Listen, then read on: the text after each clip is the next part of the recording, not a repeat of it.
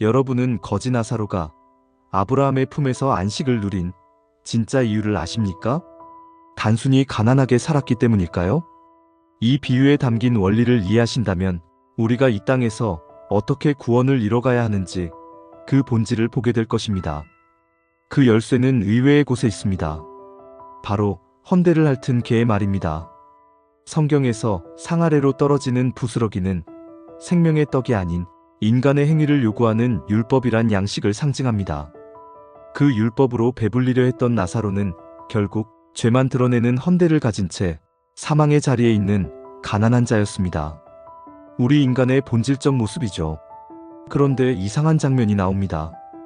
개들이 와서 그 헌대를 합습니다. 혐오스러운 장면 같지만 사실 이것이 나사로를 구원에 이르게 한 결정적 사건입니다. 가나안 땅에 들어간 단 2명의 이름을 기억해 보십시오. 바로 여호수아와 갈렙입니다. 여호수아는 예수의 히브리식 발음이고 갈렙은 놀랍게도 개라는 뜻입니다.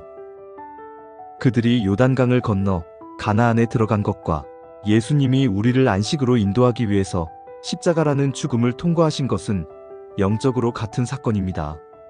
즉, 죽음을 통과하여 생명을 얻은 갈렙이라는 개의 말이 죽을 수밖에 없는 나사로의 헌대를 할까 덮어준 것입니다. 땅의 비참한 죽음이 하늘의 언어로 해석되는 순간 비로소 나사로는 아브라함의 품, 즉 아버지의 안식에 거하게 된 것입니다. 그런데도 여러분은 여전히 십자가를 우상처럼 섬기기만 하실 건가요? 아니면 그 안에 담긴 진짜 말씀을 보실 건가요? 우리가 하나님을 아는 지식을 계속 쌓아가야 하는 이유가 바로 여기에 있습니다.